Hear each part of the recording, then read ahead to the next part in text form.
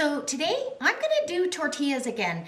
It's been over a year, I think, or at least that long since I made homemade tortillas, and I want to show you how I do it on the induction cooktop.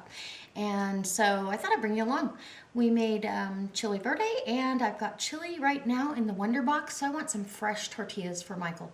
So it's so easy, and this is a go-to recipe if you were actually trying to use what you had in your pantry. So whatever you put back, you have to find uses for it, and this is a great use of flour, salt, lard or Crisco or whatever fat you're gonna use for this. Anyway, I'm gonna use Crisco because that's what I have. I have some lard as well, but I'd rather use the Crisco up first and keep the lard on hand. So if this inspires you to stay with me, I hope that you enjoy this recipe and you try homemade tortillas yourself because they're super, super easy. All right, guys, come on, let's go make some homemade tortillas. And don't forget, check out my Facebook page in the description box below. Also, maybe go over and check out my Wild Tree website where you can shop for all organic products and or for some delicious free recipes. All right, guys, come on. All right, guys, so I've got my flour here. I've got maybe 2 cups of flour, I didn't really measure, and a couple spoonfuls of butter flavored Crisco. I'm gonna put my salt in here. And that's really all you need. We're gonna use hot water, but I've got my pastry cutter, and what I do is go in here and cut this flour in with the whatever lard or product you have. You're gonna cut that in until you get it pretty well incorporated and mixed up. And I'm gonna use a glove to do some of this mixing today. And somebody asked me the other day, well, why do you do that? Well, first off, it's easy cleanup for me. Secondly, I have long nails, and I'd rather not have dough up under my fingernails, and or if I'm working with meat or anything like that. It's probably not any cleaner than my washed hands, but it makes my cleanup for me easier. So that's why I do it. I'm not, cooking for anybody else but my family, but I do want to, I don't want dough under my nails. So anyway, that's why I do it. So you get this all broken up just to, where you've really got it spread throughout. And then I use, instead of cold water like you would for pastry or biscuits or something that you really want to be flaky and have those little pockets of butter come out, you're gonna add hot water. And this has been, you want it as hot as you can stand it. And what happens is it distributes that your shortening throughout the flour mixture. So this is a feel thing, when you can incorporate it and make a ball kind of thing. So not too much, just a tablespoon or 2 at a time, and as hot as you can stand. And that's another reason the glove makes it really easy, because I can actually handle it. I've got a little barrier. This is going to go really good with our chili that we have cooking in the Wonder Box. And honestly and truly, it smells like I've got it in the crock pot or something, because I can already smell it, and I know it's not the crock pot over on the counter with Sage's stuff in there. It hasn't been going long enough to get hot. So we're almost there. I just need a little bit more. And we're talking maybe a teaspoon. You want it to pick up everything. And I'm making a small batch. We don't need a lot. I might make some more to send with him back to his job.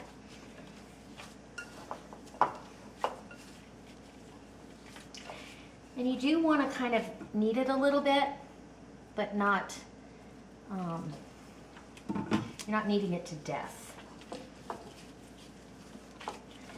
And then I do let this rest. I think anytime you're working with flour of any kind, you should let it rest after you've worked that dough.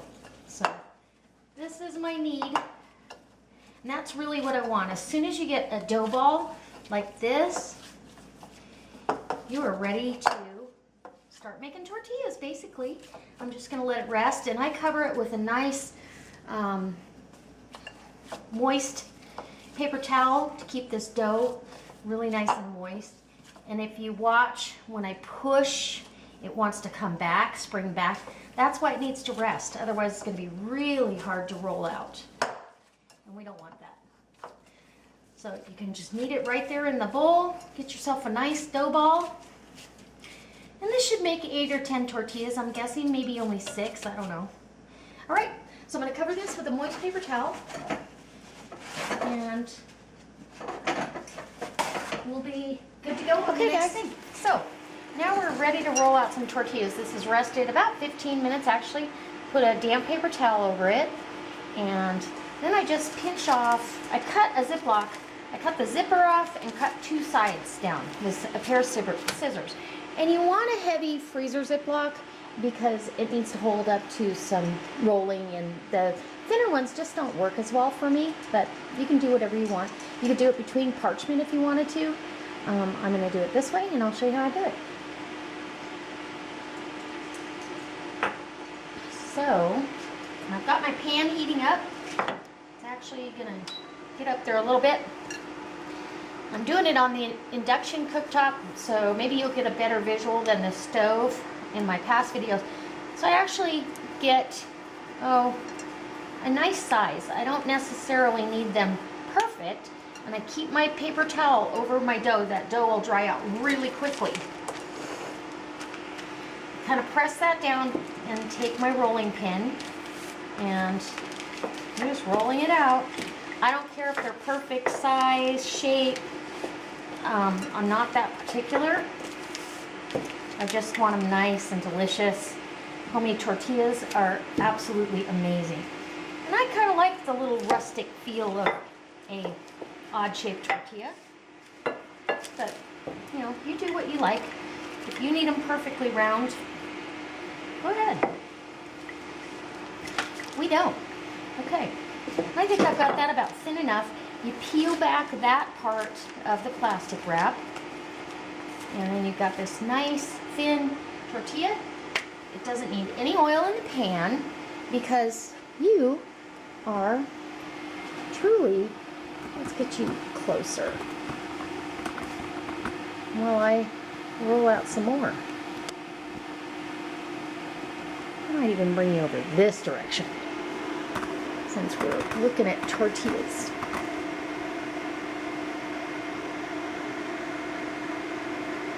My battery's going to go dead on me here. Okay, so what you really want is you want to see some bubbles start popping up, and you can barely see them starting here. I'm going to bring this burner up. I may have to put this on the gas just to get it going fast enough. See how it's bubbling up a little bit? That's what you want. Little pockets of air, and it starts separating, and it just makes that tortilla absolutely delicious. And when you turn it over, it's just barely starting to brown on that side. It should really come up now and pop up. And then I will put these on some aluminum foil and save these all in a stack. And we'll keep making tortillas. And I'll be back. Ooh, doesn't that look good? My husband really loves homemade tortillas. Look how pretty. So, there we go. I'll bring you back when I have a stack of them. How's that? And I might actually take you over to the stove. Now you can see it's really puffing up like a little tortilla pillow. That gives you that flaky layer. And I like them a little browner than some people, but just so that flour gets cooked off really good. Okay guys, I'll be back. The result of these tortillas, oh my gosh. I just had them in foil, kind of, you know, steaming themselves, keeping them nice and warm and moist. And we're just going to have a little piece of this because I am still dieting, and even though I worked out today, I don't think I deserve a whole one. So I'm just going to have a little bite of this with some butter on it and give you an honest assessment of how good they came out. They're nice and flaky. They've got that little bit of charred flavor. Absolutely wonderful. Yum. Okay. Well, there you go. There's my treat for the week or the day. Guys, I hope this inspires you. It's really easy to make a nice little batch of tortillas and use up some of your food preps and things you've put back in your pantry. And as always, I hope it inspires you to maybe try it yourself. It's super easy. It doesn't take that long, and your family will love it. And the expense of tortillas in the store, you know, $2, $3 for a package of good quality tortillas, you can make that same package right here for pennies. You know, a couple cups of flour and about 1/3 of a cup of shortening and a little bit of salt, and you've got tortillas. So I hope this inspires you to come back. I hope that if you like this, you give me a thumbs up. Maybe share this on your Facebook page or Pinterest, and I'll be pinning it over there on my Pinterest. Go see that. Go down in that description box, check out all the sites I've got for you. And